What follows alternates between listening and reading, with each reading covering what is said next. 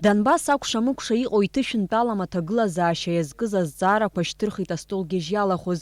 Убас иҳәан мраҭашәарахьтәи атәылақәа имҩаԥырго аурыс милаҭ рцәымӷра аполитика апунктқәа ишыруакәу ҳаамҭазтәи украинатәи арежим иазгәаҭан урҭ атәылақәа рмассатә информациатә хархәагақәа ажәабжьқәа реиҭаҳәараан иҟаҵәҟьоу мҳәакәа аиаша иацәыхароу информациа шаладырҵәо. С развитием современных коммуникационных технологий задача влияния на умонастроение людей за счет подачи соответствующей информации заметно упростилась и стала одним из важнейших политических инструментов.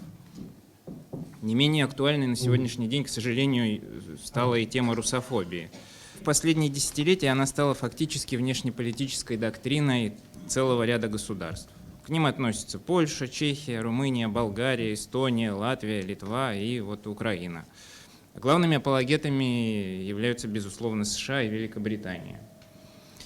Нельзя не отметить и крайние русофобские настроения части политического истеблишмента Грузии. Как в эпоху Холодной войны мы возвращаемся к формированию новых разделительных линий.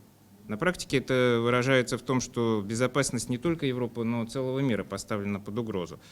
Односторонние санкции приводят к экономическим потерям, угрожают замедлению поступательного развития целого континента. Аиԥылараҿы иазгәаҭан жәларбжьаратәи аҭагылазаашьа шыуадаҩу, уи еиҳагьы ишаруадаҩуа иҟоу аинформациатәи аиҿагылара, мраҭашәарахьтәи атәылақәа Урыстәыла имҩаԥнаго аполитика иаҿагыло иобиективтәу мадыррақәа ауааԥсыра ирызнаргоит ателехәаԥшрала, иара убас асоциалтә ҳақәа рыла.